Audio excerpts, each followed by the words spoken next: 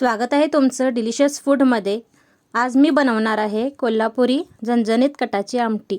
उद्या होळीच्या सणाला ही आमटी नक्की ट्राय करा। हे बघा कसला भारी कट आलेला आहे। चला आता तयारी करू। त्यासाठी मी पाव किलो डाळ घेतलेली आहे। त्याच्यामध्ये 1 चमचा तेल घालून सर्व डाळीला लावून घेतलेला आहे, त्यामुळे डाळ छान शिजते। एक मोठं पातेलं घेतलेलं आहे, त्याच्यामध्ये मी पाणी उकळत ठेवलेलं, त्याच्यामध्ये ही डाळ घालून घेऊ। त्याच्यामध्ये मी अर्धा चमचा बासमती तांदूळ घातलेले आहेत, त्यामुळे पोहेला छान स्वाद येतो। मीडियम गॅसवरती ही डाळ शिजून घ्यायची।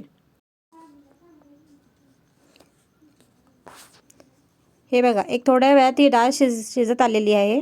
हे बघा ही डाळ आता मऊसूत शिजलेली आहे। अशी हातात घ्यायची आणि कुस्करून बघायची।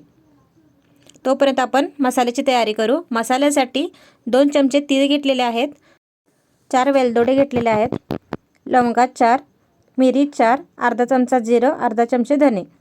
आता हे छान तव्यावरती भाजून घ्यायचं आणि एका मिक्सरच्या भांड्यात काढून घ्यायचं। हे बघा आता ह्याच्यामध्ये थोडंसं आलं, 4-5 पाकळ्या लसणाच्या, कोथिंबीर आणि किसलेलं ओलं खोबरं हे घालून त्याचं वाटण करून घ्यायचं। आता एका मोठ्या पातेल्यात 1-2 पळी तेल घालून घ्यायचं, त्याच्यामध्ये मोहरी तडतडू द्यायची, त्याच्यानंतर जिरे घालायचे। जिरे झाले की एक 6-7 लसणाच्या पाकळ्या ठेचून घालायच्या, त्याच्यानंतर कढीपत्ता घालायचा।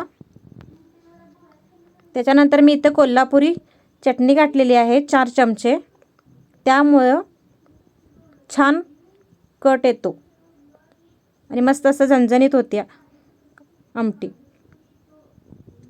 त्याच्यानंतर मी इथं वाटलेला मसाला घातलेला आहे, तो छान तेलामध्ये भाजून घ्यायचा। हे बघा असा आता ह्याला तेल सुटेपर्यंत भाजून घ्यायचा आणि आपण जी डाळ शिजवलेली होती त्याचं पाणी आपण ह्याच्यामध्ये घालून घेऊ।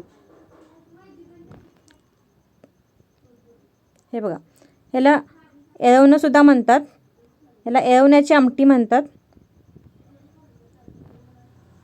हे बघा चवीपुरतं मीठ, आणि तुम्हाला हवं असेल तर आमटीमध्ये थोडंसं पुरण घालून घ्या, त्यामुळे आमटीला गोडसरपणा येतो।